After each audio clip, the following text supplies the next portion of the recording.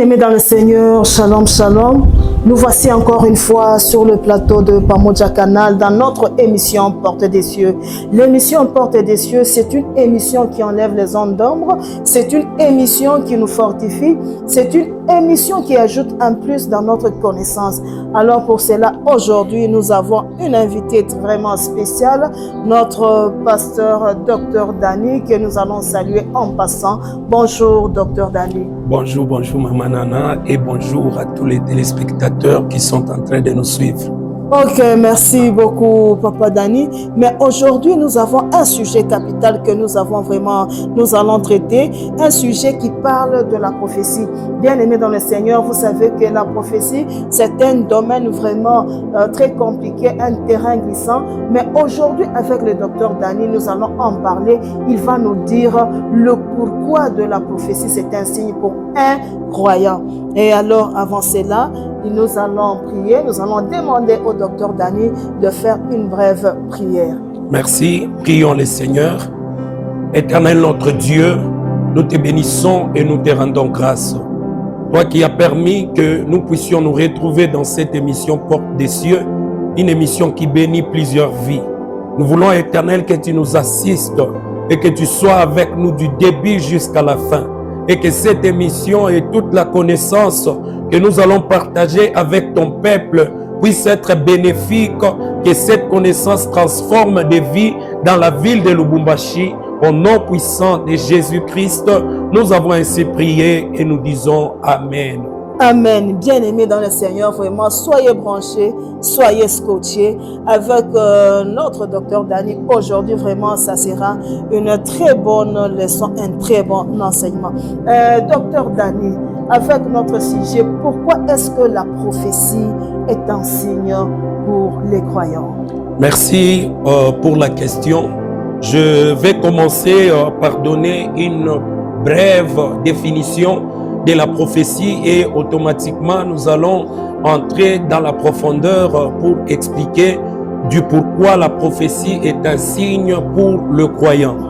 Et je commence, la prophétie est un message ou une prédication souvent d'origine divine ou encore surnaturelle. Lorsque on parle de la prophétie, nous voyons un message qui vient spécialement de Dieu et qui s'attache à la vie humaine. Son objectif, c'est transformer, édifier ou soutenir une personne qui était en voie de la perdition et ça les ramène dans les rails. Que Dieu nous bénisse. Amen. La prophétie en tant qu'un signe, parce que cela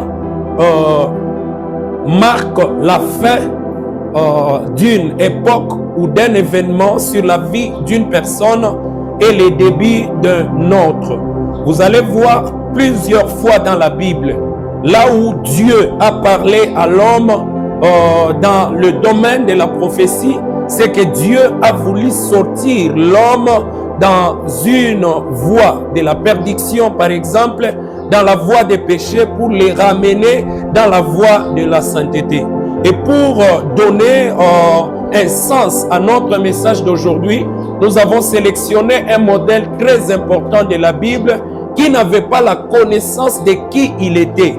Mais à cause de la prophétie, à cause de la révélation, cette personne est devenue l'une des personnes les plus importantes de la Bible. Sans plus tarder, nous allons lire la parole de Dieu. Nous sommes dans le livre des Juges. Juges chapitre 6, on peut commencer, ça sera une très longue lecture, mais nous allons faire une synthèse dans l'explication pour que le peuple de Dieu puisse comprendre, pour que le peuple de Dieu puisse être béni. Vous allez nous aider avec ce chapitre. Nous commençons Juges chapitre 6 à partir du 10e verset. Nous lisons la parole et après nous allons revenir pour vous donner les détails du pourquoi la prophétie est un signe pour le croyant.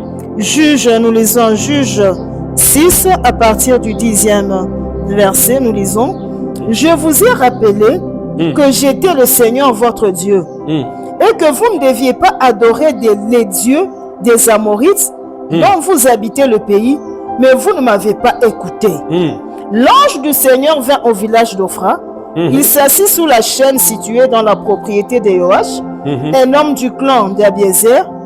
Gédéon, fils de Joach, était en train de battre le blé dans le pressoir à raisin pour ne pas être vu des Madianites. L'ange du Seigneur lui apparut et lui dit: le Seigneur est avec toi, valeureux combattant. Gédéon répondit: pardon, mon Seigneur, si le Seigneur est avec nous, pourquoi tous ces malheurs nous sont-ils arrivés